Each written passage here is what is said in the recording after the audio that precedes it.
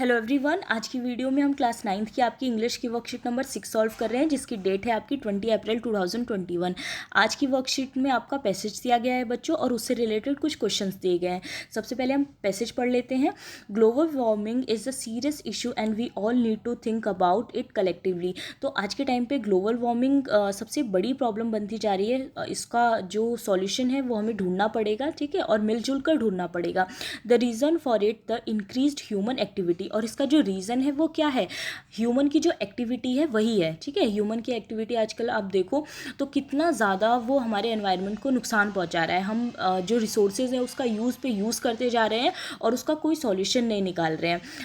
With the advent of industrial revolution the slow of the gradual degradation of environment had begun. आज के time पे आप देखो तो धीरे धीरे करके कितना ज़्यादा जो इंडस्ट्रियल रिवोल्यूशन है, जितनी भी इंडस्ट्री है वो बढ़ते जा रही है, और इसमें क्या हो रहा है, धीरे धीरे करके गिरावट आ रही है, ठीक है। हमारा जो एनवायरनमेंट है उसमें धीरे धीरे करके गिरावट आ रही है।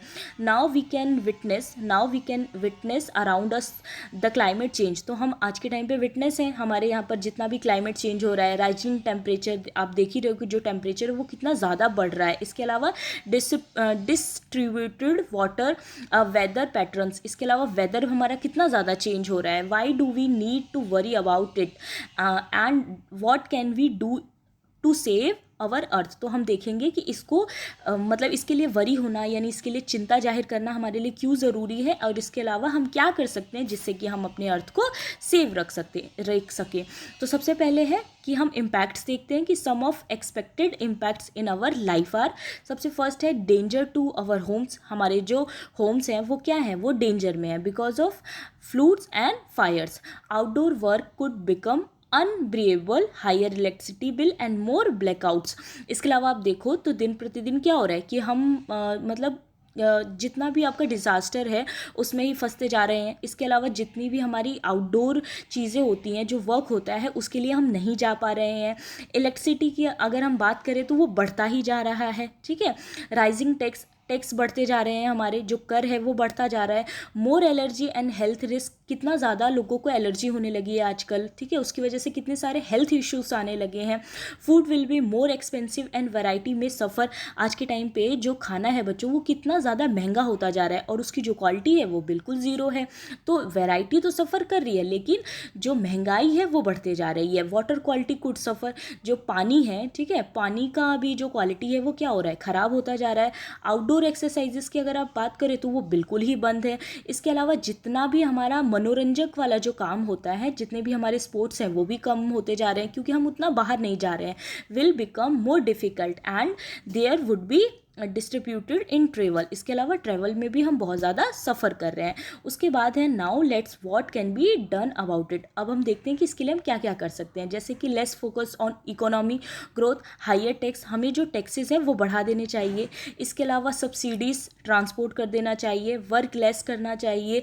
इसके अलावा reduction in house hold income would lead to less opportunity for our contribution of luxury goods. इसके अलावा हाउस होल्ड की चीज़ें बढ़ाई जानी चाहिए, ठीक है। वर्क फॉर होम करना चाहिए ज़्यादा से ज़्यादा।